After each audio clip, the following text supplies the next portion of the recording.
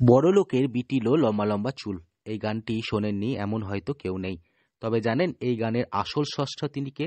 তিনি হলেন বীরভূমের সদর শহর সিউড়ির বাসিন্দা রতন কাহার। রতন বীরভূমের সিউড়ির বাসিন্দা। যৌবনে ভাদু গান গেয়ে তার গায়ক জীবন শুরু। পরে নিজে গান বাঁধা শুরু করেন। জেলায় জেলায় ঘুরে ঘুরে গান শোনানোই তার এক অভ্যাস।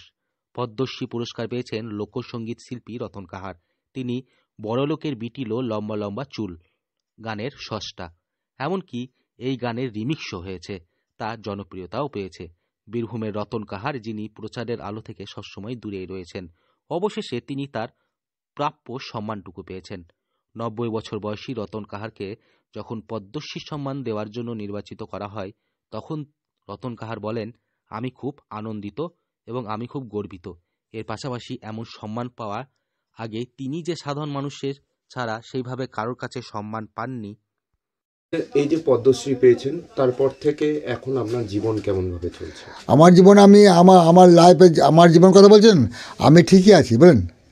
আমার দিক থেকে আমি ঠিকই আছি, কিন্তু আমার যে একটা সংসার আছে, আমার সমস্ত সংসারে আমাকে ছেলেদের উপর টানতে হয়, ছেলেদেরকে দেখতে হয়।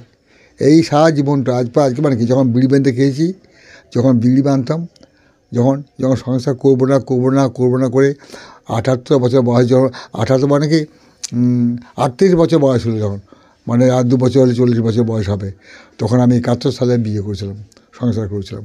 সেই স্ত্রী মারা গেল, আবার দ্বিতীয় সংসার করলাম।